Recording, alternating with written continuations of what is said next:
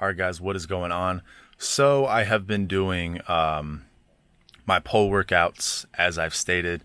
Haven't done every single exercise that I did in my last video, but I'll probably make another video about kind of my more revised pole workout, but it's constantly changing. It's not always the same thing every single day like my push workout was.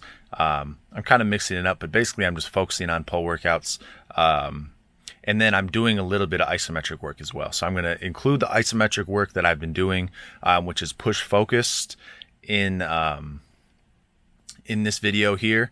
But everything that I show in this video, those are the only things that I do that are, push oriented. Otherwise it's all pull. And then the bench press videos that I've been doing, or that I'm about to show you, are the only sets that I did, and they're just to kind of test where I was at after I did my push workout. So basically I'm going to show those bench press workouts and show the isometric stuff, and then I just wanted to say that I did hit a PR on my overhead press. I didn't catch it on video, but I hit 225.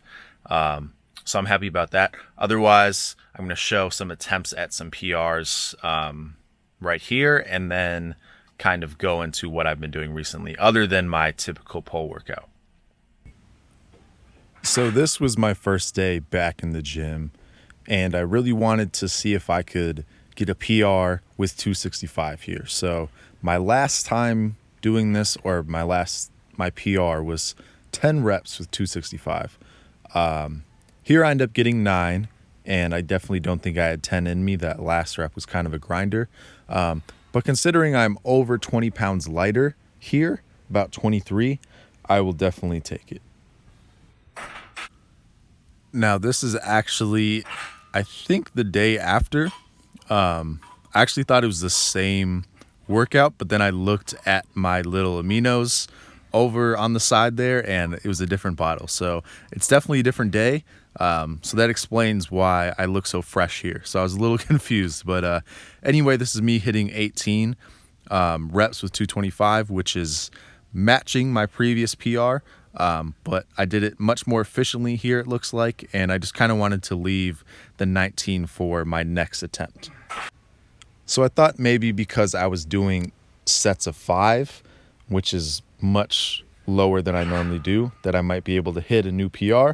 So I went for 325 here, and I didn't get it. But, I just did that workout, so I'm cool with that.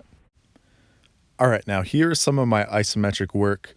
Through a little bit of trial and error, I kind of found that 185 was a good number.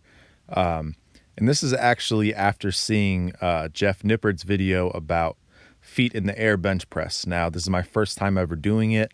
I was a little wobbly, but basically he said that based on a study that he was referencing, that chest and tricep activation was a little bit higher when putting the feet up in the air, as well as core activation. So I thought I'd give this a try, and it was fun.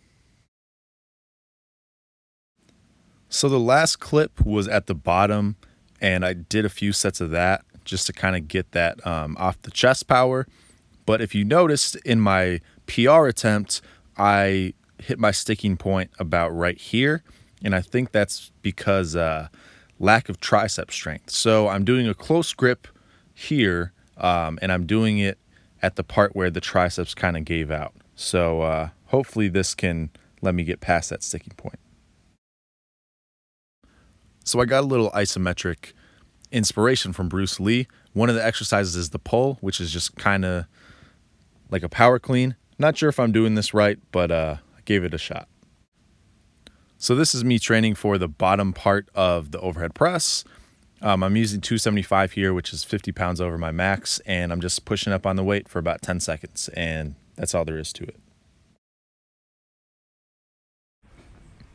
So as I mentioned with my bench press, my sticking point with my max tends to be what I perceive to be a tricep problem. So my lockout just tends to not be as strong as it is off my chest. Normally I can kind of accelerate it pretty quickly, at least 3 to 6 inches off my chest before I hit that sticking point.